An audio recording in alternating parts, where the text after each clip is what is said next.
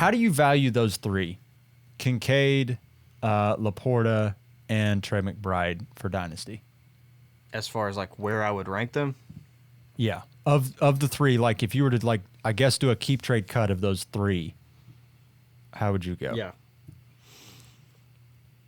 I definitely go of those three, Laporta, McBride, Kincaid, I think. Yeah. I feel like that's probably the consensus opinion on the three of them. Yeah. I don't know which one I prefer between Laporta and McBride. Those today. are the two. Like I think you think with Laporta and McBride. They're really I think I similar definitely prefer to me. Laporta to me. That's just me though.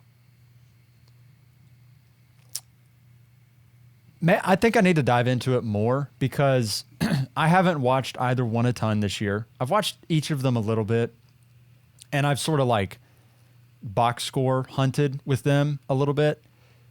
So I've probably watched more Laporta than you have, simply because I have a lot of shares of Gibbs, so I watch a lot of Lions games. yeah, And I mean, he has popped every time I've watched him. yeah, He stands out as I watched, fantastic. I'm trying to remember which Cardinals game it was that I watched. It might have been 2 or 3 weeks ago. And McBride looked like George Kittle to me. And we've been saying for years that if George Kittle was in an offense where there weren't like 87 different good receivers and offensive targets, he would be just a freak of nature. And like that's where McBride is right now. He just looks so good to the eye test. And also, I think he's leading all tight ends this year in yards per route run. So he's getting targeted when he runs routes.